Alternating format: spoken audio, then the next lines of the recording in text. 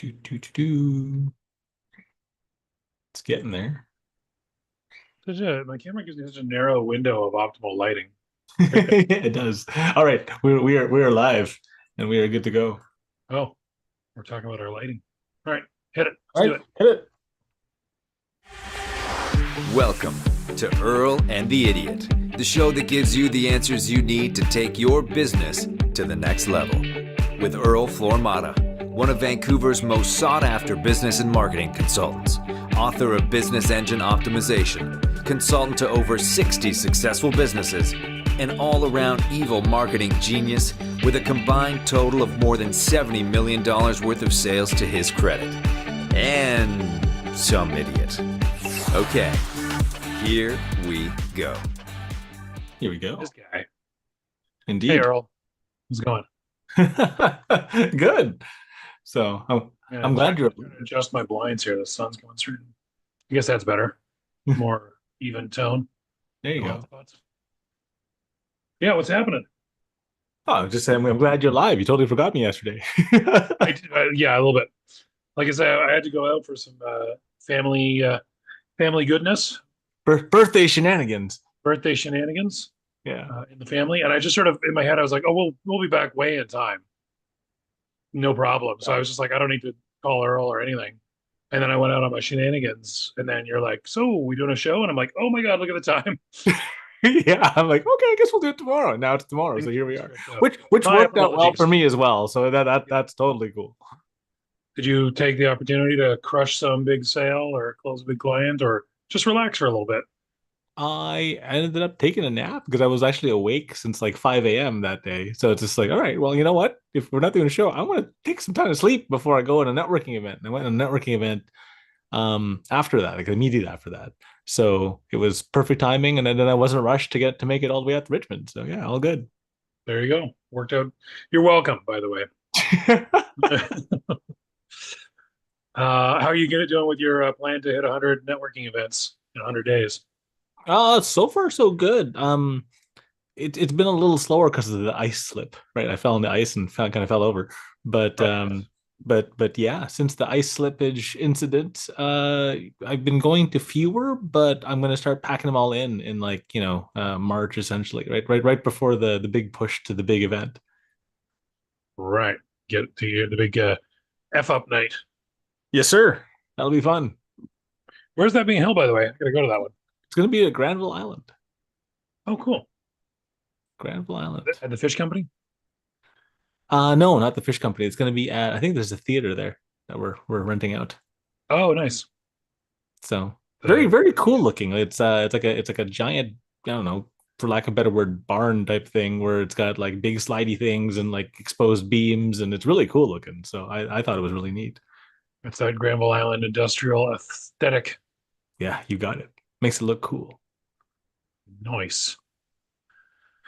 Okay, cool. Well, I guess we should introduce everyone to the show. Hi, everybody. Thank you for joining us Yeah. on anybody on live stream. Hi. Probably. Can you see how many people are watching us on live stream? Or I probably could. I just don't know where the button is. we never checked that. No, We we just don't. started and we're on an unusual day and time, so Yeah. probably not a good chance that anyone's seeing us yet. But don't worry, it's all recorded. It's all good. Yeah. So this is the show Earl and the Idiot. You heard in the intro there that we have Earl, who's basically a big smarty pants. There he is. And I'm here to be the idiot. I'm here to play the role of the idiot, sometimes unintentionally, sometimes intentionally. And the idea is to don't be afraid to ask the stupid questions. That's the moral of this show. Don't be afraid to ask dumb questions because you never know what really smart answers you're going to get. Hmm. Um, and the format of the show is we ask AI to tell us, we ask AI to discuss a topic. We give it a topic about business, something we've encountered during the week. This time it was my turn to encounter it. I had a client looking to do a rebrand. And we ask AI to tell us about it, and then we discuss what AI said because it seems to make for a more smooth flowing show rather than just doing a whole bunch of prepared notes, which makes it all stilted and boring. Yep. Yeah. I Uh, like I like the ready, fire, aim kind of model for this. yeah, exactly. I, I, I'm considering, my dad said this about me one time. I told him about something that happened in my life. I can't remember what it was. and he just made this comment where I was like, I need to get that tattooed because that is pretty much my motto for life. But the only thing holding me back is that it probably shouldn't be my motto for life. You know what I mean? It's how I've lived so far, but I should probably change that. And that is, you can't fail if you don't have a plan, You can't fail if you don't have a plan. right? I Whatever don't know. happens could be good or bad or whatever. Right. But if you didn't plan anything, then you didn't screw up your plan, so you can't fail. Well, that's true. And then they go, you get back to the classic Mike Tyson. Everyone has a plan to get punched in the face, right? Exactly. So don't bother with the plan in the first place. Just go get punched in the face. That's my motto. Oh, I don't know about that. So, Yeah, it's funny though. Um, can't remember. Can't even remember why we were talking about that. See, I didn't have a plan. So this week we are discussing rebranding. I always use an image that reflects the topic at hand. This made with AI. What I changing was the trying sign. what's that? He's changing the sign. He's changing the sign. What I was trying to conjure up with this, the immediate image I got in my head when I thought of what a background would be. Have you seen the movie Seven? Yes. Yeah, there's a great moment in there. It's just really good. Uh, it's really good show don't tell. Hmm. You know, where you don't just tell what's going on. But for those who haven't seen it, or for those who need a reminder, the in the movie there's one detective who's retiring, and the new guy's coming in to take his place, right? But this whole case is has just propped up. It's really crazy, and he's not sure. The guy retiring is not sure if he should retire or not, he's trying to avoid taking on this new case. So in the scene opens, and we have the old man with the little scraper, and he's scraping the old detective's name off the door, Hmm. right? And you kind of get this noise in the background, and then someone comes in and gives the detective new data that you can see intrigues the detective, and they're trying to have a conversation. He stops and he goes to the old man. He's like, "Hey, could you not do that right now?" And like, go away. And so it's this indicator that he's decided he is going to stick Lots to around, retire. Yeah. cancel my retirement. And it was just such a great, subtle way of showing it. Maybe not so subtle, but it was a show, don't tell. So that was the image I got to mind. I shouldn't have talked about it for this long because it's not really relevant to business, but we should have a separate movie podcast because I can talk endlessly. But anyway, so this guy is removing the name from the door and rebranding it because we're talking about rebranding. I've got a marketing client, who has decided to rebrand. Hmm. And I thought it would be smart of me. Use the cheat function. Oh, hey Dan, your audio just went dead. I have no idea what you're saying now. It just went kaput.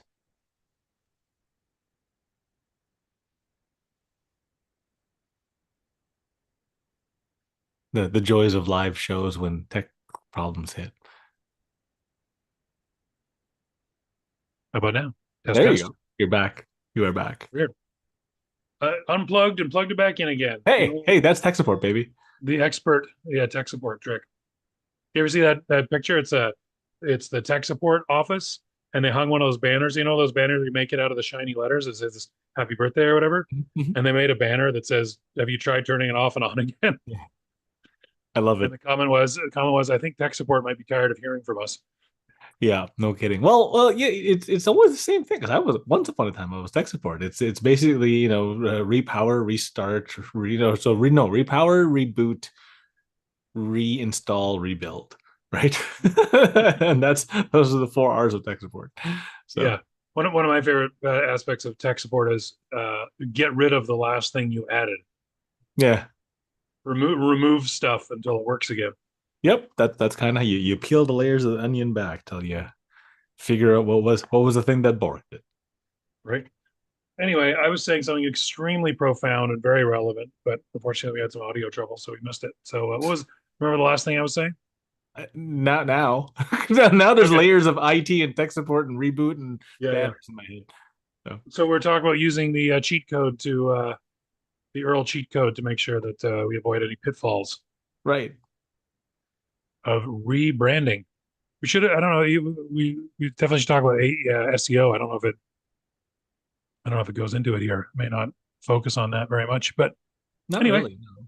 let's have ourselves a show. Isn't necessarily SEO related, right? Because your old SEO stuff will still kind of work with your new stuff, unless you changed your name completely. So yeah. Well, we'll get into that. Okay. All right, so let's see what AI had to say about this very relevant topic. Acting as a marketing expert, what should small businesses know about rebranding? When to do it, how to do it, when it's worth rebranding versus when it's a waste of time. Give me 3 examples of good rebranding practices, 2 examples of what to avoid, and one red hot tip for rebranding. So, AI says, Big Simon says, marketing experts guide to rebranding, best practices, pitfalls, and a red hot tip for success. 3 best practices. Okay, one, define the why before the how. A rebrand should never be cosmetic only. Clearly articulate why you're rebranding, whether it's to reposition in the market, attract a new audience, or escape an outdated image. Conduct customer and market research before making major changes. Earl, is this true? Is AI Yeah. lying to us? So, so the why before the how. It rebrand isn't just making stuff pretty, right? Like, the brand is kind of the message that you're bringing across to people, right? And so when it says, a rebrand should never be cosmetic only, don't change the thing just for the sake of changing the thing. That's a terrible plan. You know, put the why behind the rebrand, and it's because stories sell, right? So if there's a story behind the rebrand and you tell people, hey, we're rebranding, we're moving this because, our customer base has shifted to blah, blah, blah. And it just shifts and changes everything around what you're working on. Yeah, the why before the how is really important because it's the story that you tell and retell and the customers retell, right? Mm. There's only so many ways to garner clients, right? It's just there's organic, there's paid, there's social, there's direct outreach. And then one of them is your customers telling other customers what you're about, right? And on that fifth one, that's about the rebrand. So if you do a bad job rebranding or branding in general, no one can repeat your stuff, right? So, an example of a terrible brand would be like the financial planner who tells you everything they do on your first Mm. conversation in one Yeah. breath. And it's just, so what do you do? And then you just brace for, impact, and they tell you their whole life story. And like half the stuff that they talk about, you need a financial planner license to understand the way they explained it. So that's not the greatest way to explain stuff, right? And then they start off the conversation with, so you're gonna die. Yeah, I don't like that. So yeah. So Change what the are good reasons to rebrand? Like what if you're looking for this why, and you're Mhm, even if the reason is you lost your copyright or your business partner screwed you over or something, and you have to rebrand. What's a mhm. good story to tell? Well, it's the underlying premise of what you're doing to serve the client. Like, Mm. what are you doing to serve the client? And when you're serving the client, I mean, that's the priority thing, right? And what's that story? What's like, why do you do what you do? And when you tell that story, you tell people that underlying effect of why they should buy from you and not somebody else, right? What's the difference? What difference does it make? Okay. So when you're working that why before the how, you're working that, the story behind the story, right? So yeah, I hope that answers the question. Or do you want deeper? Do you I guess like actual examples of like, oh, we're rebranding because we want to serve you better somehow. Reposition the market, attract a new audience, or escape an outdated image.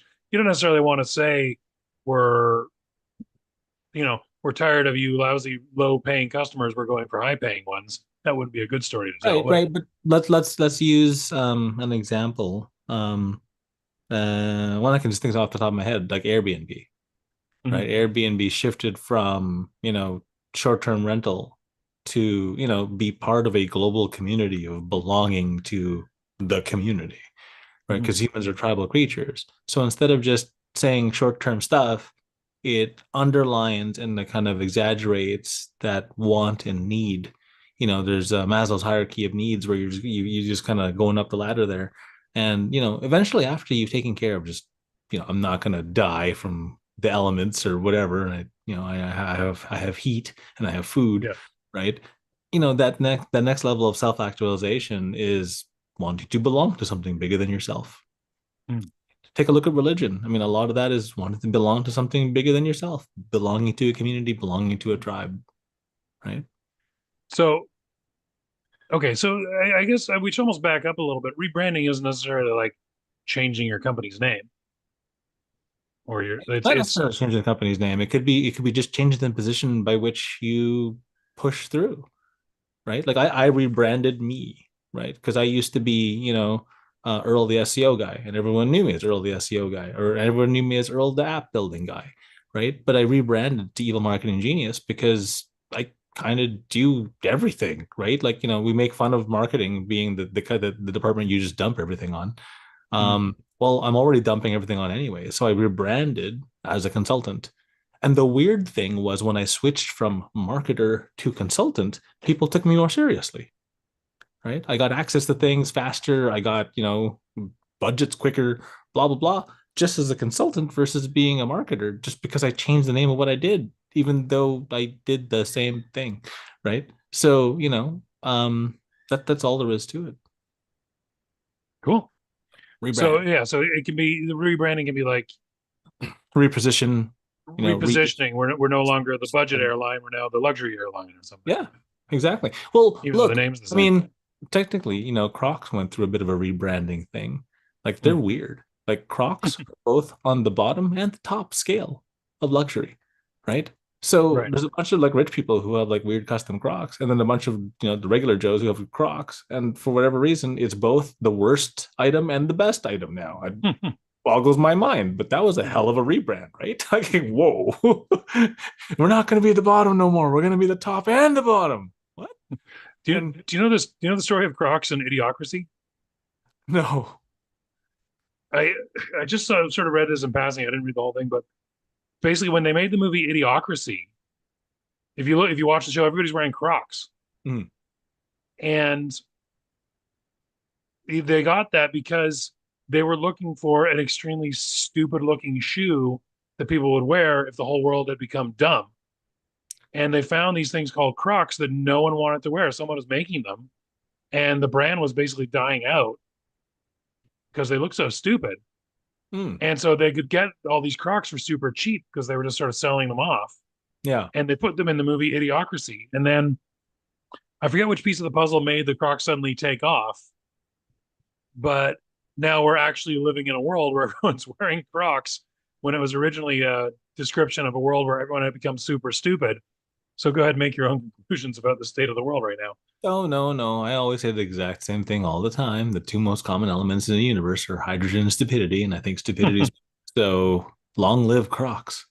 Yeah. I remember the first time I saw a pair. It was I was working at an office, this business consulting office, and they had this young woman taking a course, and she was quite fashionable. She was young, always wore very stylish clothes, and she came in one day wearing Crocs, and I was like, "Those must be the most comfortable shoes in the world," because there's no way this fashionable person is wearing those ridiculous bits of nonsense. Hmm. Anyway, off on a tangent as per usual. Um, I just a branding story I was thinking of, like um, Toyota. This is a good example of rebranding. Toyota was known for making good, dependable, pretty boring, not super sexy cars, Hmm. and they were trying to figure out how to move into the luxury car market and how are we gonna shed the image of being a pretty dependable but dull car and start selling luxury cars. And apparently, some genius, I guess this hadn't been done before, some genius was like, well, let's just make a new brand. And so Yeah. they launched Lexus, Hmm. which was supposed to apparently stands for Luxury Exports US.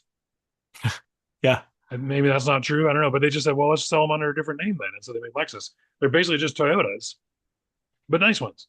Yeah. It worked. I drive a Yeah. Lexus, so yeah, There you go. it's a super Toyota. I bought it for both actually. I bought it for both of the brand identities, right? Yeah. Because I'm not mechanical at all whatsoever, right? So I don't Mhm. think I even own a screwdriver. So it's pretty bad. So yeah, but I mean, like I also wanted a luxury vehicle, but I wanted a luxury vehicle that was dependable because I am not mechanically inclined, right? And my Mhm. friends who own like other brands, they always complain that they're always in the shop and I've never seen a Lexus in the shop for that long. So it's like, huh, all Mhm. right, well, let's go. Let's pick that one. Why? Because Earl can't fix cars and they want pretty. So yeah. Yeah.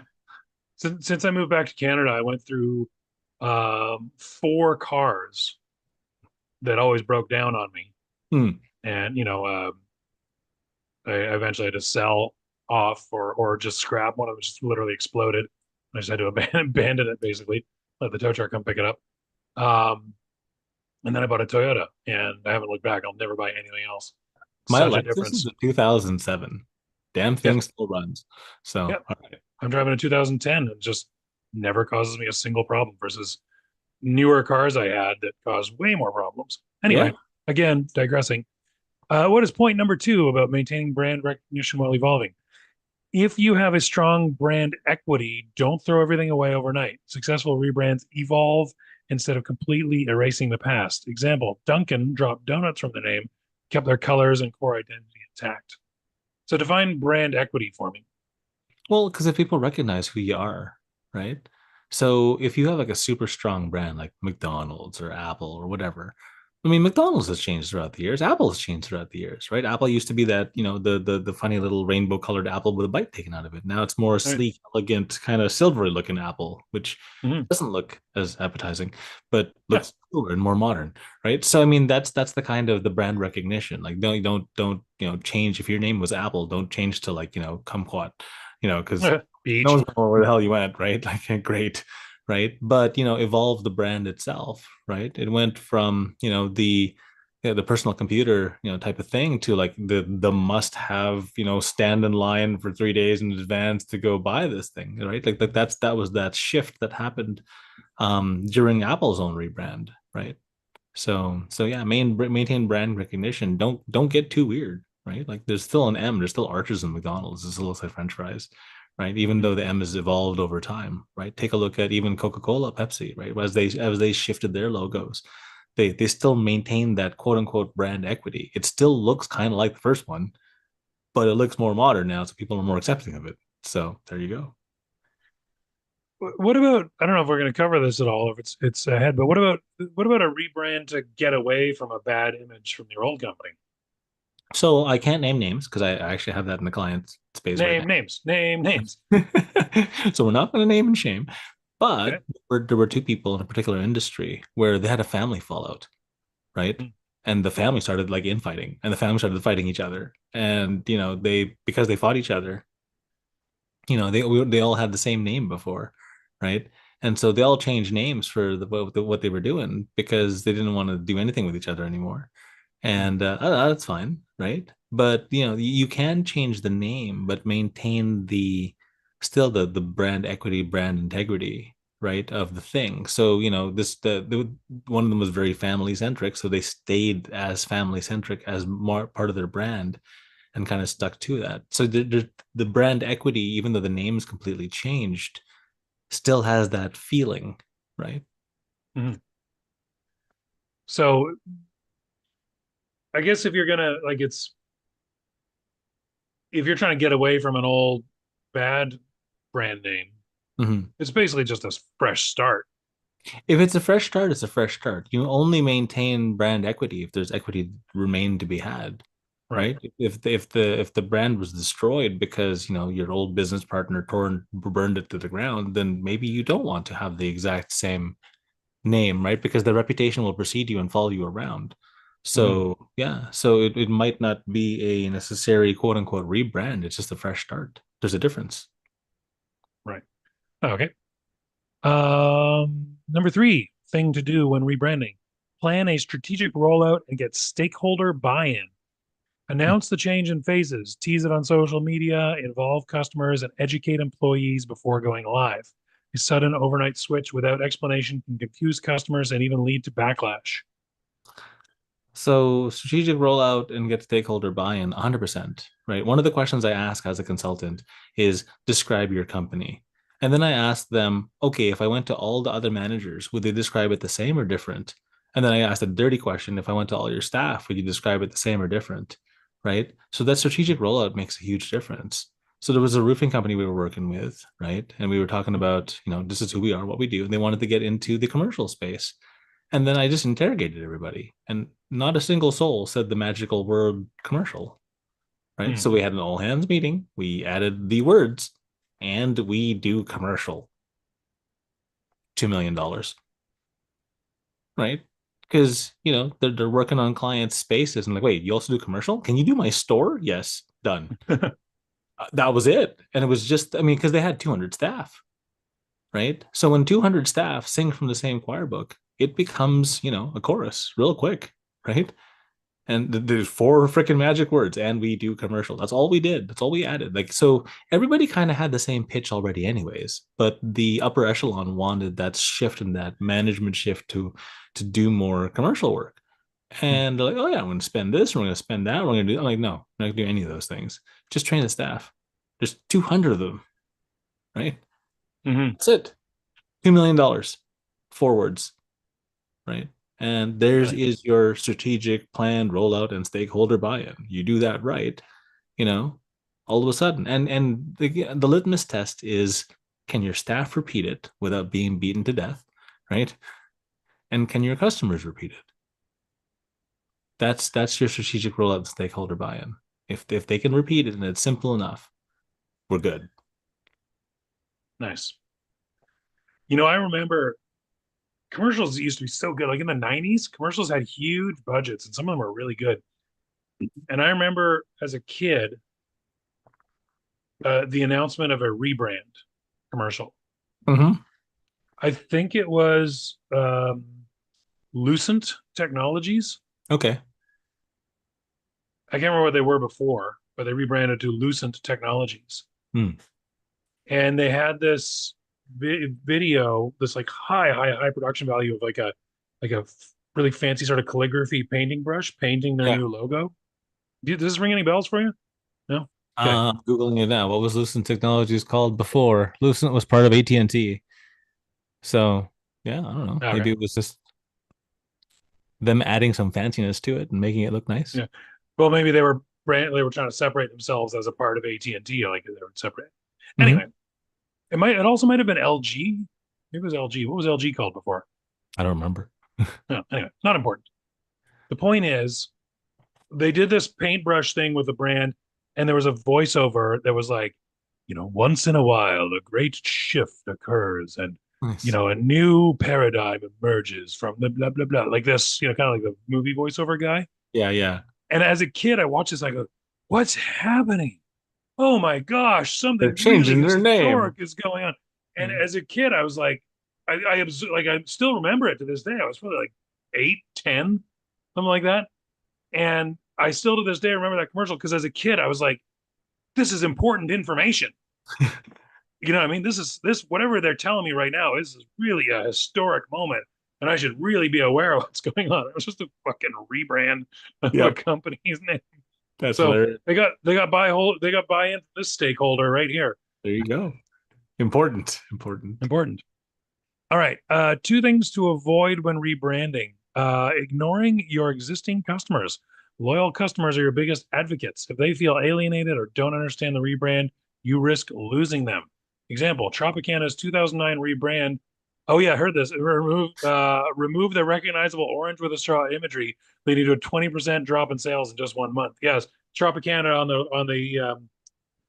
on the carton has the orange with a straw stuck in it to Yep. convey, hey, you're just drinking a straw. Although that's total BS. We could go in. Yeah, and they removed it, and boom. All of a sudden, people lost faith that we're just drinking oranges. So yeah, yeah, absolutely. So like don't like the same joke we made earlier, right? Don't change from apple to kumquat. Don't take Mhm. your Tropicana orange drink. Don't remove the orange from the damn look and feel. Yeah, So kind of important. I I have two theories on that. One is, yeah, people were like, oh, I wanted to be drinking the orange. Yeah. Two, that you can't call it a logo, but that imagery was so embedded in their minds. I bet you a lot of people didn't know the name of the company. Hmm. I bet you a Yeah. lot of people couldn't have told you it's Tropicana. They, The they the saw the the orange with a straw and then they go, I like that juice. Yeah, exactly. Honey, could you pick up more of that orange juice with a straw and the orange thing? Just I'll bet you people just recognize it by that. They got to the shelf and the damn orange with the straw and it wasn't there, and they Mm. got confused and lost 20% of their business. Yeah. That's a real thing. So don't alienate your. So yeah, I guess it's important Uh, to figure out do, what. do, do we agree with that? Absolutely, right? Like, I mean, you sell oranges, you sell orange juice. I mean, freaking have a picture of the orange with a straw in it. Because if it was that deeply seated in people's minds and you took it Mhm. away and you suffered a 20% drop, you did something wrong. I guess this the sort of the reverse of the not doing your market research earlier, right? Not realizing that orange with a straw in it was driving your sales.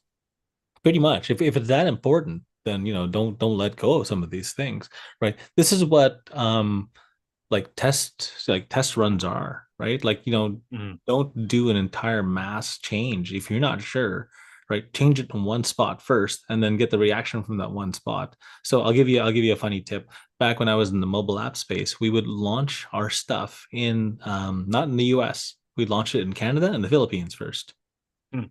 right? And the reason being is the Philippines has a crap ton of mobile phones, so they just download everything. And Canada is a very very strong English speaking country that's basically America's hat. And so when we would talk about things, like when we would test things, Canadians were much more polite when it came to downloading the app and sticking it around and actually wanted to talk to people, right? So Mhm. because in you dump this thing in the U.S., it's a brutal environment, whereas it's very very competitive, right? Whereas if you're testing stuff in these smaller environments that still have the capacity to give you enough data to make that decision, right? Maybe we should have run a test run with Tropicana, minus the orange with the straw stuck in it, to a small test crowd and see what they thought, and they go, "Hey, where'd the orange go?" Yeah, Right? And if you see that pattern a couple of times, it's a pre-warning bell to don't do that. there you go. Interested in this one here. Things to avoid when rebranding: changing just for the sake of it. A rebrand without a clear strategy can be an expensive waste of time. Example: Gap's infamous 2010 logo rebrand, a $100 million mistake that lasted just 6 days before they reverted back due to public backlash. I don't remember this. I This has been remember wiped from this. my mind. I'm going to Google it. What did they change it to or from? Um, Or well, yeah, it just didn't look like Gap, right? hmm, Um, so just type in Gap 2010 logo fiasco yeah. and it'll pop up. But Huh. They didn't change the name of it. They just redesigned the logo. yeah, as far as I remember. Oh yeah. Yeah, I see here. It's just literally just they changed the font, Yeah, and instead of a big square behind the word gap, they made it a little square off to the right. yeah. And so because That's everybody identified with that old Gap feel, and like I said, it's $100 million oopsie for 6 days, right? So God. that's not good. Here I am building websites for a couple of G's, and someone's just chucking $100 million in a paper shredder. They put they put the And they put the square over to the side. yeah, exactly. $100 million to move a square off to the side. It totally wasted, all just gone up in smoke, and the company's still in business. It's crazy. Hmm. It's crazy Hmm. the numbers. But they would have been $100 million more profitable, which I'm sure the shareholders are a little pissed off about. Yes. Well, there's that. Yeah. I'm just amazed that it can't take that much of a hit. They can take that much of a hit and still survive. So I got a question. This wasn't covered, so it didn't mention SEO. How bad of a hit if you completely change the name of your company? How bad a hit? Like we probably do a whole show on this, so maybe just give me the Yeah, Coles so Notes it's it's version. it's But it's not that hard to do. It's yeah, just a redirect. So if you've changed domains, right? yeah. You just take the old domain and you write some code and you throw it on it and you say, "Hey, send all this to the new domain." Mhm. But does Google penalize you? Does it like you? Does it? How does it affect? The mapping has to interconnect, Yeah, right? So if yeah. you We have, don't want to get into the technical aspects of it. yeah, I but get that, but we did this for real. Like so this guy sold, like, I don't know, what was he selling? Like military equipment, hmm, and just old military equipment that people use to go camping, right? Like it's a tent. So you have the old site with the tent page and you have the new site. Better have a tent page, right? Because if you're still selling tents, where's your tent page? And then if I hit the old site, it better go to the new site tent page. That's it in a nutshell. Just that, but like 10,000 times, right? So yeah. depending on how many SKUs and products and everything else you got to move from point A to point B, and it's got to redirect from point A to point B. And as long as you do that, you won't suffer that bad of a dip, right? Hmm. Do you lose reviews? Like, can you move your Google My Business reviews over, but if they're all in their other name? I don't know. Hmm. All right. They frowned upon that before, but that might be old tech, old knowledge, right? And so you'd have to redo it all over again. But I mean, it's also a great excuse to just reach out to your customers again, right? Yeah, Hey, that's we're true. rebranding, we're moving over here. Would you mind moving your review over here if you still love us? right? And that just plays into another technique. So here's your bonus hack, right? Yeah. Like again, and I know I beat this one to death. It's the coffee meetings, right? Hmm. Go schedule a coffee meetings with your favorite, your most profitable, and your best clients, and then ask them again, hey, why did you pick us? Boom, instant testimonial, right? And then, hey, we're looking at expanding. Do you have any buddies that are in business that aren't in competition with you that we could also serve? Dude, if every one of your very best customers gave you two good leads, you've just tripled your business, and they're all cool people because birds of a feather, right? Hmm. So, yeah. Cool. All right. So here's the looks like 3 red hot tips. We better hurry along here. Red hot tip: rebrand with a story, not just a look. There you go. Yeah, a new logo or color palette means nothing without a compelling narrative behind the change. Mhm. Once in a great while, Yeah. monumental change occurs. Excuse me. Frame your rebrand as a natural evolution of your company's journey and involve customers in the process. I like that. Think there, yeah, there's Airbnb. Think Oh, Airbnb's 2014 rebrand. They didn't just change their logo, they shifted their messaging from short-term rentals to global community of belonging. That's exactly what you said. Did you yeah. read ahead? No, Earl, did you read ahead? I don't. We decided this 2 minutes before the show. Yeah, it's true. You didn't have time to read ahead. Well, Don't there's pull time back to the read when curtain, I'm Earl. madly pasting. So there you go. So okay, so I guess I'm on the same page as AI today. Yeah. And I literally said rebrand with a story, not just a look. There's got to be a story behind the damn thing. The stories sell, right? People need a reason to buy, and if you give them the story, that story ends up being another piece of that unique sales proposal or market dominating position or whatever it is. Because hey, I bought the thing because of the story, right? Even Gary Vaynerchuk mentioned one time that he likes to tell the story behind the wine, because now when you buy that bottle of wine and you go to the party, you have a story behind the bottle of wine, which makes it more interesting than all the other wine. Hmm. And then that also then gets you to go back to wherever you bought the wine from and buy again, because now they're selling you not just the bottle of wine, but the story that went along with it. Right. So the branding or rebranding with that story makes it's all the same thing, right? Which one is the more interesting bottle of wine? The one with the story. Which one is the most interesting bottle of wine? The one with the better story. Okay, here's what I'm gonna do. I'm gonna launch a wine brand, and the label is gonna be like really tall. It's gonna cover the whole bottle, and I'm gonna actually have AI write a unique short story on each bottle of wine. Story wine. Story wine. There you go. And then you got something, you're sitting around the table. You go, oh, what's the story on this bottle of wine? You got something you can actually read. Every label unique. I'm sure that won't cost any extra money. Just put a QR code and have the QR code, send it to wherever, and then ta-da, no extra money. Listen, smartass.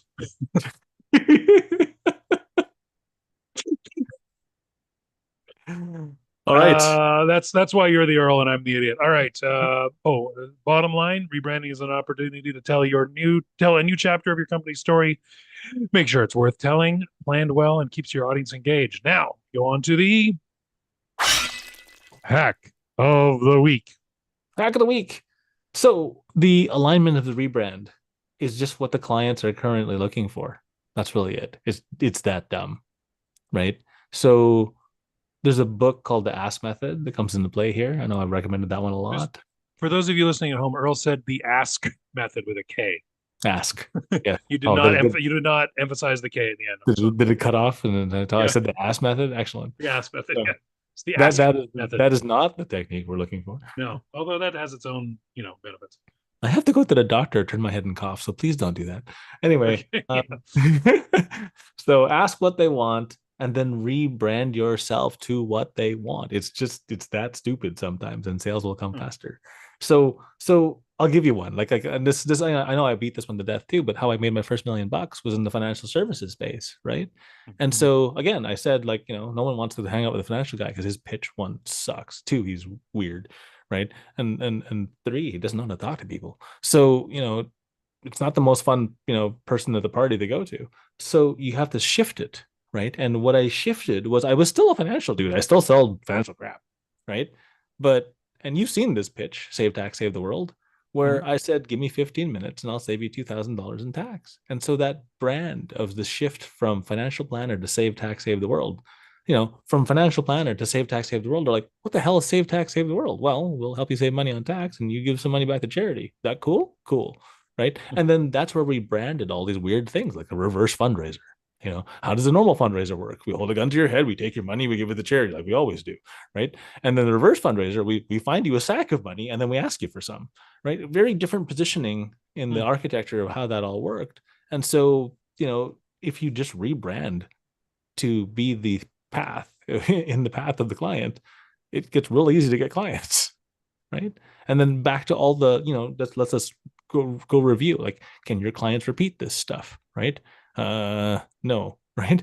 Most financial planners, they'll tell you 85 things, so you're going to die, you need a will, you need some insurance, you need this. I can't repeat any of that stuff. And I was one, right? And, it's a much easier pitch where it's like, give me 15 minutes, I'll save you $2,000, right? And I got even cocky about it, right? Give me 15 minutes, I'll save you $2,000, or I'll pay you $100 for wasting your damn time. And so as it evolved and shifted and changed, it became that new thing. And that new thing came with a new chapter, which was a new story, right? And the story sold.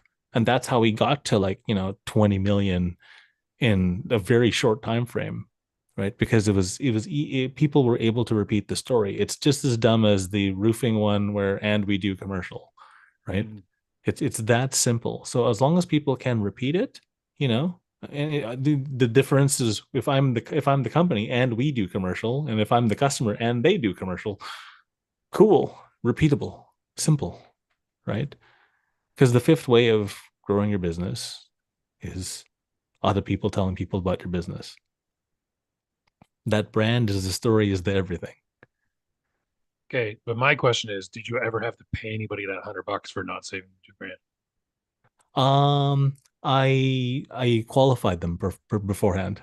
Oh, So, there you well, one, I wanted to keep the guarantee, but two, I'm cheap Asian, so it's just like no. Like you have to say these following things. Da da da da da da da. If you qualify, then great. I mean, if you're a landed immigrant and you don't pay any tax, I can't save you tax, right? And so it was like you have to be able to pay tax to save tax. Like that was one of the rules, right? So you sometimes really remind me of a casino. The house always wins.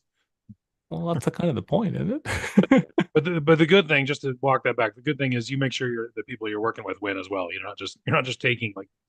Yeah, well, for sure. Well, you're just smart. Is that I'm here for the client, which is the difference, right? So I'm not here just to take money and run, because if you just take the money and run, you don't get very long relationships, right?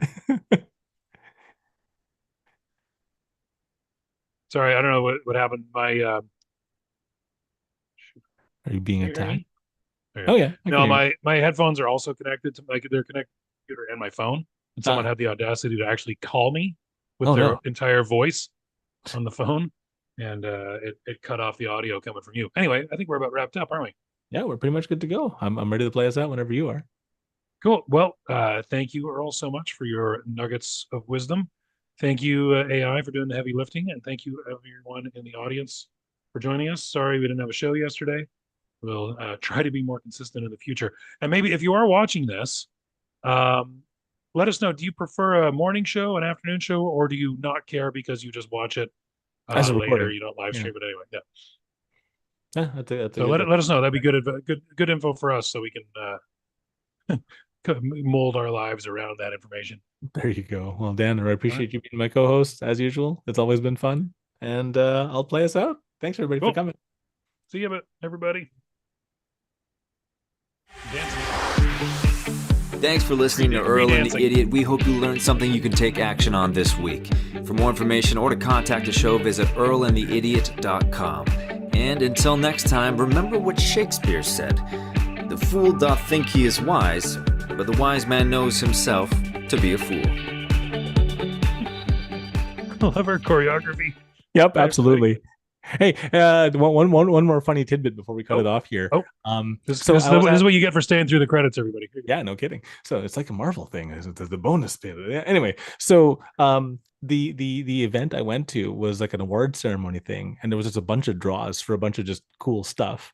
And the thing is, you had to pay for it by dancing for 5 seconds. So there you go. It got interesting. Nice. All right. All right, make it a good one. Bye.